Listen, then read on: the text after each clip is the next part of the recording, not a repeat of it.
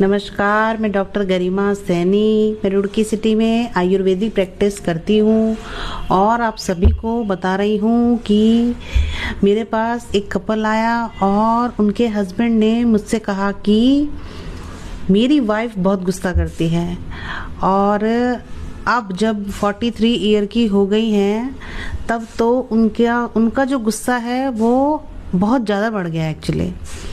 तो मैंने फिर उनकी वाइफ की हिस्ट्री ली। हिस्ट्री से पता चला कि उनकी वाइफ को 6 to 7 डेज कॉन्स्टिपेशन रहता है। मीन्स 6 to 7 डेज मतलब 6 दिन हो जाते हैं, 5 दिन हो जाते हैं, 7 दिन हो जाते हैं। स्त्री शौच के लिए जाती नहीं है, मल त्याग करती ही नहीं है। तो अब आप ये बताइए कि क्या ये आपकी ड्यूटी नहीं बनता है कि अगर आपका पेट क्लीन नहीं हुआ है तो आप उस पर फोकस करें, या सिर्फ तीनों टाइम गुस्सा करना, खाना बनाना, यही सब फोकस होता है एक स्त्री का? एक स्त्री का अपने शरीर के लिए क्या उत्तरदायित्व होता है, क्या उत्तरदायित्व होता है, क्या ड्यूटी रहती है कि क्या उसे अपनी शरीर की देखभाल नहीं करनी है?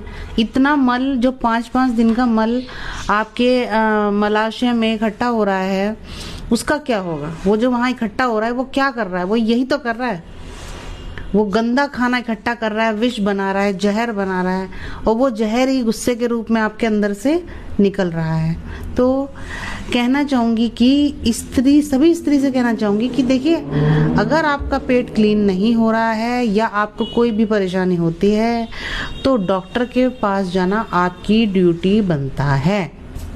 आपको ज़रूर जाना है। आपको प्राइमरी में अपनी सेहत रखनी है। अगर आप ठीक नहीं रहेंगी तो आपकी फैमिली को कौन देखेगा? आप ही तो अपने घर की बॉस हैं, आप ही तो अपने घर को संभालती हैं।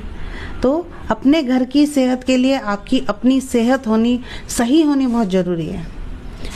तो ये जो गुस्सा बार बार आ रहा है, क्यों आ रहा है? पित्त बढ़ रहा है, दोषों की एबनॉर्मेलिटी हो रही है, खाने ने विष का रूप धारण कर लिया है जो कि आपको परेशान कर रहा है अंदर ही अंदर।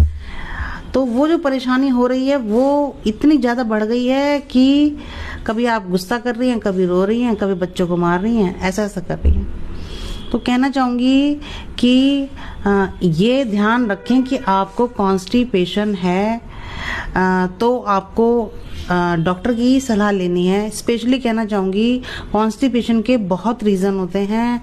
अगर आप एक आयुर्वेदिक चिकित्सक की सलाह लेती हैं तो नेचुरल तरीके से अपना शोधन कर सकती हैं।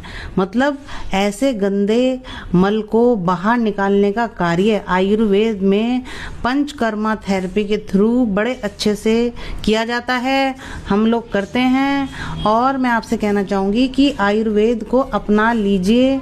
जिन लोगों को कॉन्स्टिपेशन रहता है, पेट की शिकायत रहती है, क्योंकि आयुर्वेद आपको अच्छे से शोधन करेगा, अच्छे से क्लीन करेगा और अपनी लाइफ खुशी खुशी बिता पाएंगे आप लोग।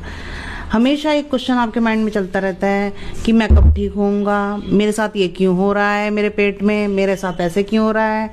तो ये जो सब क्वेश्चंस हैं, ये सब आयुर्वेद आंसर देगा। तो आंसर लेने के लिए आयुर्वेद को फॉलो करना स्टार्ट करिए और स्टेप बाय स्टेप आप क्या देखेंगे, आपकी सारी प्रॉब्लम रिमूव होने लग जाएगी। तो सभी से कहूँगी, आयुर्वेद फॉलो करिए। जय आयुर्वेदा।